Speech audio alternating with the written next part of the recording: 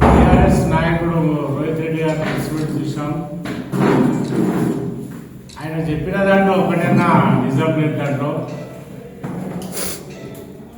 వాళ్ళ నాయకులను కానీ వాళ్ళ లీడర్లను కానీ సతాయిస్తున్నారని బెదిరిస్తున్నారనేది మాత్రం అవాస్తవం. మా ఎమ్మెల్యే మనోరెడ్డి గారు అసలు ఎవరిని బెదిరించే వ్యక్తి కాదు, అందరికీ తెలిసిన విషయమే.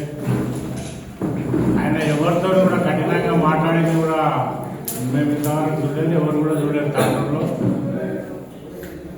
రాజకీయంగా ఇప్పుడు ఎలక్షన్స్ వచ్చినాయి కాబట్టి మా మతదారులకు సపోర్ట్ చేయడం ఆయన విధి. ఆయన సపోర్ట్ చేస్తున్నాడు.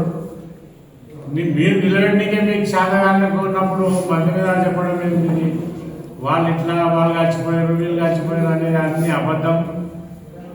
మీ నాయకత్వం సరిగా లేదు, మీరు లేరు, మీరు ఉన్నారు ఇక్కడ పని చేస్తలేరు. ఆయన అభివృద్ధి చేస్తున్నాడు, పని చేస్తున్నాడు, అందరిలో దినం తాడులోనే ఉంటాడు, అందరినీ కలుపుకోనికి ప్రయత్నం చేస్తున్నాడు. కాబట్టి గ్రామాల్లో వాళ్ళకు నిలవాడికి కూడా క్యాండిడేట్ దొరికిన పరిస్థితిలో వాళ్ళు ఉన్నారు. దానికి వాళ్ళని బెదిరించి వీళ్ళని బెదిరిస్తే ఎలక్షన్ నిలవడం. మనం ఇన్ని ఎలక్షన్లు చూసినాం. మనం